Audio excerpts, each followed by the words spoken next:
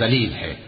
شرارت سے اشارے کرنے والا، لگائی بجھائی کرنے والا، مال دینے میں بڑا بخیل، حد سے بڑھا ہوا بدکار، سخت خو اور اس کے علاوہ بدذات ہے۔ اس سبب سے کہ مال اور بیٹے رکھتا ہے، جب اس کو ہماری آیتیں پڑھ کر سنائی جاتی ہیں تو کہتا ہے کہ یہ اگلے لوگوں کے افسانے ہیں،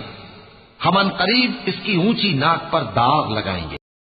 ہم نے ان لوگوں کی اسی طرح آزمائش کی ہے جس طرح باغ والوں کی آزمائش کی تھی، جب انہوں نے قسمیں کھا کھا کر کہا کہ صبح ہوتے ہوتے ہم اس کا میوہ توڑ لیں گے، اور انشاءاللہ نہ کہا، سو وہ ابھی سو ہی رہے تھے کہ تمہارے پروردگار کی طرف سے راتوں رات اس پر ایک آفت پھر گئی، تو وہ ایسا ہو گیا جیسے کٹی ہوئی کھیتی۔ پھر جب صبح ہوئی تو وہ لوگ ایک دوسرے کو پکارنے لگے کہ اگر تم کو کاٹنا ہے تو اپنی کھیتی پر سویرے ہی جا پہنچو، سو وہ چل پڑے اور آپس میں چپکے چپکے